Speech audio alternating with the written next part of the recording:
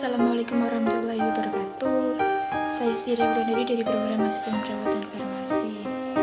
Kali ini saya akan mereview tentang patah tulang belakang.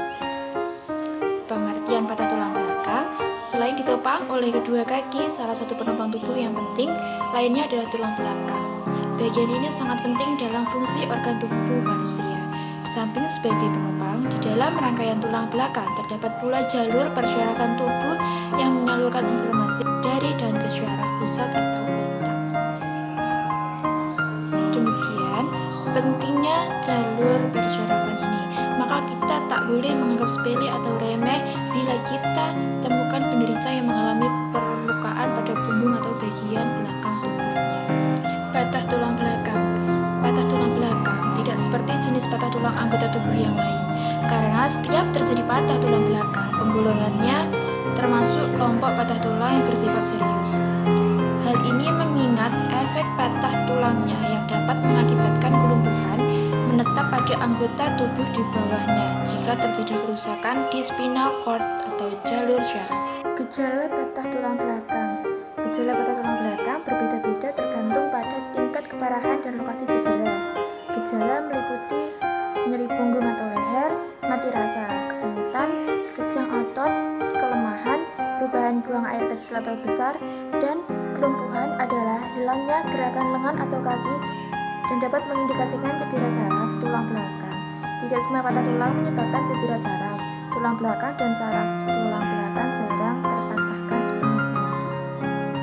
Beberapa gejala yang umum muncul pada penderita cedera saraf tulang belakang adalah kehilangan kemampuan mengendalikan gerak, mengalami impotensi, sakit kepala, kehilangan kendali pada proses buang air kecil atau besar, mengalami gangguan pernafasan. Sebab terjadinya patah tulang belakang: 1. Pukulan atau trauma langsung maupun tidak langsung yang mengenai bagian tulang belakang.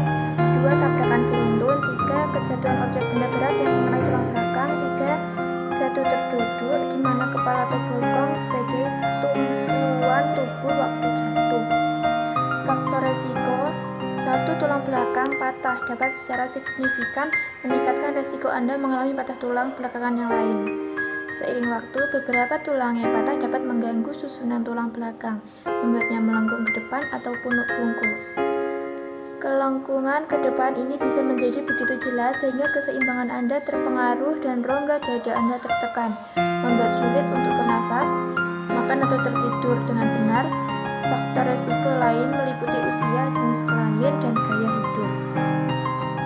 Komplikasi yang dapat terjadi akibat cedera saraf tulang belakang meliputi gangguan buang air besar, gangguan buang air kecil, dan infeksi saluran kemih, pneumonia atau infeksi paru, penggumpalan darah, otot yang tegang, dan nyeri yang tak kunjung hilang. Pencegahan: umumnya cedera saraf tulang belakang terjadi karena kecelakaan, maka dari itu pencegahan yang dapat dilakukan adalah berkendara dengan aman dan patuhi rambu lalu lintas yang ada. Gunakan perlengkapan keselamatan selama berkendara atau berolahraga.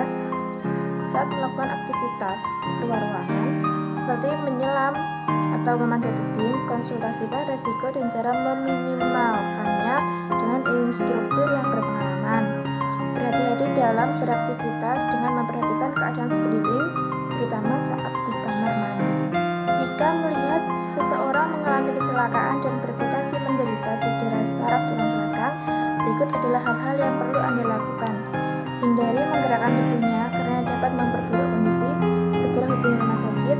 Letakkan handuk atau kain tebal di kedua sisi leher agar lehernya tidak bergerak apabila masih sadar. Beritahu korban untuk tidak bergerak. Lakukan pertolongan pertama, misalnya menghentikan perdarahan yang terjadi dengan membalut dan menekan luka menggunakan kain bersih. Sekian yang dapat saya sampaikan. Jika ada kurang lebihnya saya mohon maaf.